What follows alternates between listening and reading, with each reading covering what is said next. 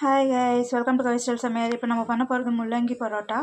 இதுக்கு நான் முள்ளங்கி துருவே எடுத்திருக்கேன். அதுக்கு ஒரு 3 பச்சை மிளகா சின்ன சின்னதாக நறுக்கி போட்டிருக்கேன். கொஞ்சம் கொத்தமல்லி எடுத்திருக்கேன்.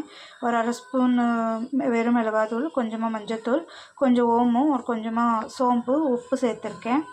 இப்போ இதில் கோதுமை மாவு போட்டிருக்கேன். இதுக்கு கொஞ்சமாக எண்ணெய் விட்டு இது நல்லா சப்பாத்தி பதத்துக்கு பிசைஞ்சு எடுத்துக்கலாம்.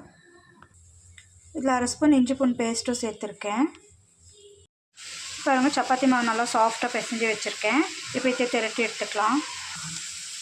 முள்ளங்கிலே கொஞ்சம் தண்ணி இருக்குன்றதுனால தண்ணி பார்த்து சேர்த்துக்கோங்க, பார்த்துட்டு பிசைஞ்சிக்கோங்க. இப்போ நான் ஒரு சப்பாத்தி திரட்டி எடுத்துருக்கேன். இங்கே பாருங்கள், ரொம்ப மோட்டாலும் இல்லாமல் மெல்லிசாவும் இல்லாமல் மீடியமாக இருக்குது. இப்போ இதை சுட்டு எடுத்துக்கலாம் நைட் போட்டு. இங்கே பாருங்கள், 2 சப்பாத்தி செஞ்சு எடுத்திருக்கேன். இது கூட நீங்கள் தயிர், ஊறுகாய் இல்லை எதனா கார சட்னி அந்த மாதிரி எதனா வச்சுக்கலாம். நான் இதில் ஆனியன் ஃப்ரை பண்ணியிருக்கேன். ட்ரை பண்ணி பாருங்கள், நல்லா டேஸ்டியாக இருக்கும். ஹெல்த்தியான ஒரு பிரேக்ஃபாஸ்ட்டாக இருக்கும். தேங்க்யூ.